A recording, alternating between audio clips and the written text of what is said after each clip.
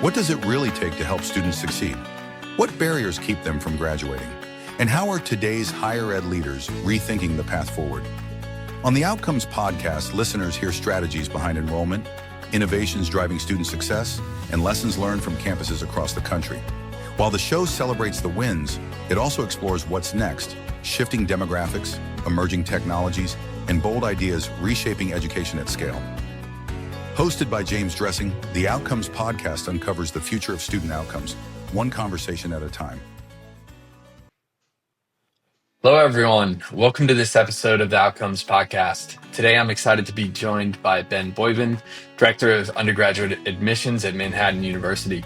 With over 13 years of experience in higher education, Ben has built his career around admissions, enrollment strategy, and communications. Alongside his admissions work, he has also contributed as a higher education writer, developing content that explores trends and insights shaping the industry. Ben, thank you so much for joining us today. We're thrilled to have you on the show. Happy to be here. Thanks, James. Absolutely. And I would love to kick off by understanding a little bit more of your background. Can you share your journey into higher education and what led you to your current leadership role? Yeah, absolutely. I don't think anyone goes to college and says, I want to grow up to be an admissions professional, but I think I kind of fell into it after having the ideal college experience. I loved my college experience. I had a very eclectic academic journey. I graduated with a degree in communications and marketing, and took some education courses along the way, minored in Spanish. So similar to an admissions counselor, I kind of had a very eclectic background. So when I was looking for the next step after I graduated, I wanted to go back and get my graduate degree. So I contacted my admissions department at Manhattan University, and they said, you might be great at this role in admissions counseling. And I said, oh, what is that? And so I kind of went back to school to get my master's degree, as well as pursue a recruitment career. And I've loved it ever since. I actually left Manhattan in 2018 and moved on to a higher education marketing role. So I served as a senior copywriter and content strategist for Liaison International. And then when Manhattan needed a new admissions director, they called me to see if I'd be interested in potentially pursuing the role. And I actually was interested. So I went back, and I've been here now for about 5 years. That's amazing. And what made you want to focus on enrollment and student success specifically? I think it's the piece of kind of giving back. Going to a small private Catholic institution, being raised in the Catholic tradition in high school as well. I think there's definitely urgency of supporting the mission of the school, and I think supporting students, supporting your fellow classmates. I had great professors who supported me through my journey, and being in the admissions office, you really are the center of a student journey, and I feel like that's really important to me. And the people who are good at this role, that's what it's important to them as well. Absolutely. And I think, highlighting Manhattan University a bit more, you've got about 3,500 undergrad and graduate students. Wall Street Journal ranked you all incredibly well in the 2025 best colleges, 52nd out of 500 leading academic institutions in the U.S. And not only that, you're ranked 20th nationwide in terms of alumni salaries, a score of 99 out of 100 on salary impact, incredible outcomes. And not only Wall Street Journal, but Forbes also mentioned you are 41st in the nation in terms of graduates' tenure salary, outranking institutions like NYU with 60K student population, University of Chicago with 18,000. It's like a really special place in terms of outcomes. What's helping you drive such stellar results for your students? That's a great intro. I would say our alumni base is really. I think we are a small school with a large impact. I think there's a piece of being in a campus where you really do feel like it's home. I've never met a graduate of Manhattan University that doesn't really love this place. And I find that being in a giant city like New York, it can be tough to navigate. It can be hard to find support. But when you go to Manhattan, you realize that there's a lot of alum that are there to help you out, that want to support you from day one. I mean, we have a phenomenal mentor program. So, I think the first year of college is important for every student to just kind of be a college kid. I say it all the time. Just be a college kid. You're 18 years old. Enjoy your time. Join clubs and organizations. Get into a little bit of trouble. Go explore the city. But at the same time, it is important to start thinking about college is only 4 years long. It goes by really, really quickly. Make sure that you are career ready, real world ready, as we say at Manhattan. And I think that the alumni really understand that point that we make at Manhattan. Unlike these other larger institutions, even in our own city, alumni are there to really show students, if you cling on to me from freshman year, I will help you get a job by the time you're a senior. And if you listen to that advice, you'll get a job. And that's where I think our stats really shine. Yeah, that makes sense. And I think one of the things that you mentioned is that years ago, you actually had a tough enrollment cycle and it kind of forced you to reevaluate your communication plan, specifically around first year enrollments. What happened? When did you realize things were going south and how did you tackle solving it? Yeah, so I mean, right now there's a lot of talk about the enrollment cliff. Less students born in general, and going to college, and then the other piece to that is more and more news stories you're seeing talking about, is college worth it? Does it make sense to even go to college? Is student debt getting out of control? Um, I would say really meeting students and families, where they are, and really understanding and listening to the families that are concerned about, college in general.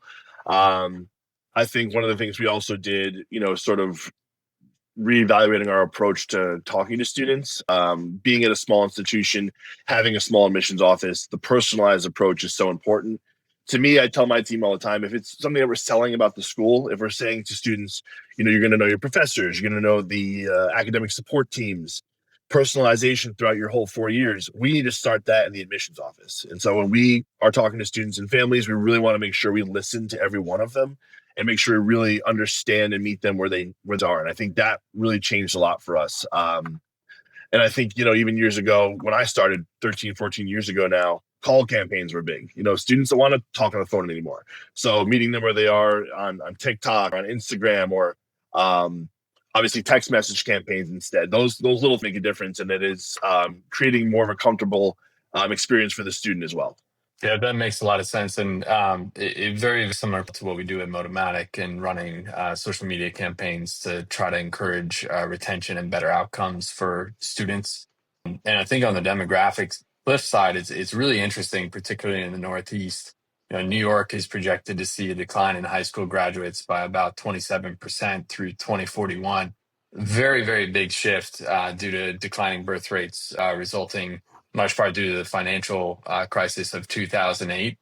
How do you think about that far out? How are you kind of future demographic shifts? So I think there's several different ways. I think one of the ones is to have a more competitive transfer packaging model, recruit more international students. I think you're seeing more and more students, in our competitor list that are changing from a college to university to attract more international students. Students in Ireland, for example, they call high school college. So they don't really understand, when you look at American institutions, that in the United States, colleges are just as competitive as many universities. But that is one shift that we recently made 2 years ago. And I think, again, just that personalized touch, really understanding what students' needs are and being transparent, making sure they understand the cost of and really, again, listening to what their concerns are. Because when you have less students to attract your institution, you have to make sure every communication is impactful. Yeah, that makes sense. And I'm curious what you're hearing from students today. I mean, I think you mentioned you're just recently at a career fair. What do you students? Yeah, actually, last night. I think students are concerned about, changing jobs. I think, they understand AI, I would argue, better than a lot of the adults that are recruiting them. They are concerned that the degree that they're studying for in their freshman year may be a different degree by the time they're a senior. And we agree with that. So I think it's important for institutions to adapt and to become more AI compatible. I think the buzz term right now, and a lot of vendors that I speak with, is AI ready or AI compatible, and I think the institutions have to do the same thing. And Manhattan's definitely adjusting and adapting to innovation in AI with the IBM Skills Build. So every student that graduates now from Manhattan University will have an AI certified line on their resume. And I think that's going to be really impactful to recruiters in 4 years when these students are looking for jobs. And it just has a student come out of our institution more confident than others.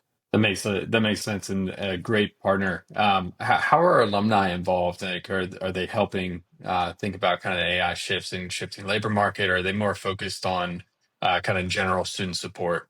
I think one of the read recently about AI is that AI may not replace your job, but it's a human who knows how to use AI better than you do will replace your job. So I think our alumni are very keen to understanding that, and folks like James Patterson, world record selling author. He's a graduate of Manhattan University.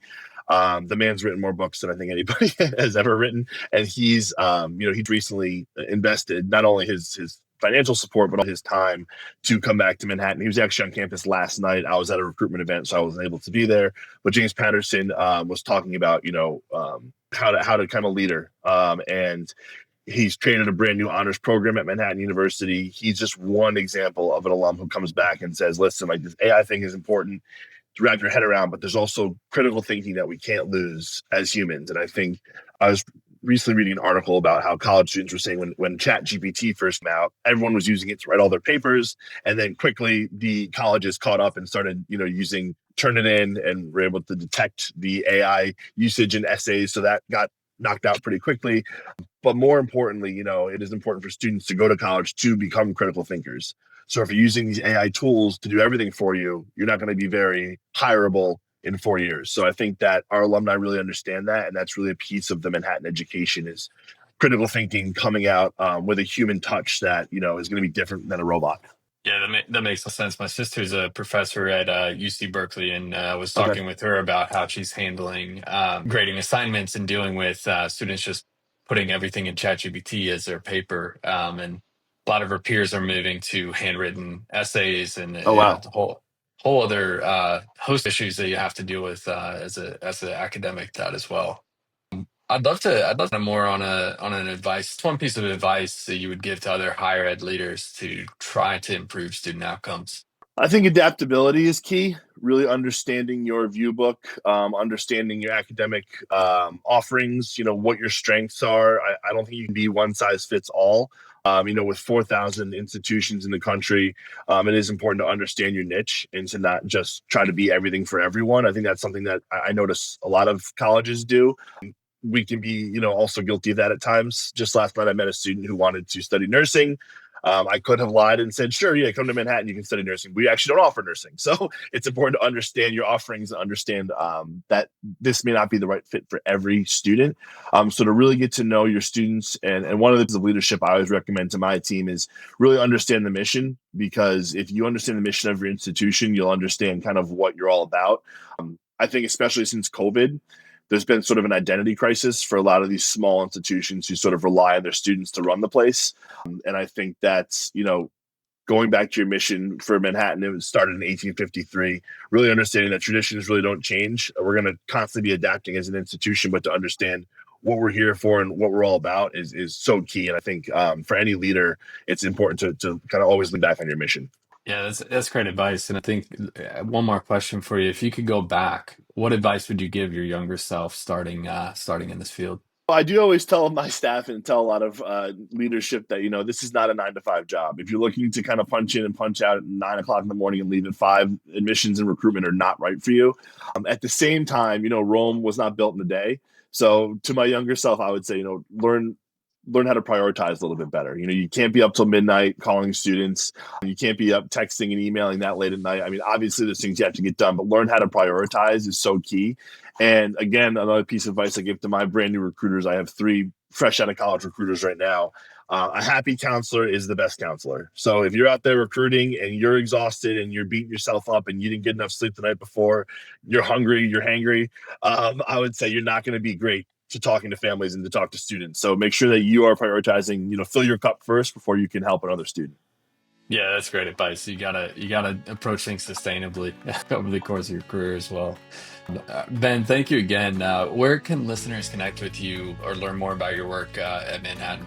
So one of the things I would go to is, manhattan.edu. We have the Meet the Admissions team there, not just myself, but my whole team. Definitely, we have a mentality for sure. And then as well on LinkedIn, I tend to post more on LinkedIn than I do on Instagram and Facebook these days. But I will say one more thing. Our TikTok for Manhattan U Admissions is a great place. Come check us out. We tend to get a little bit silly on the TikToks, but it's really fun. We're trying to stay as 18-year-old as we possibly can.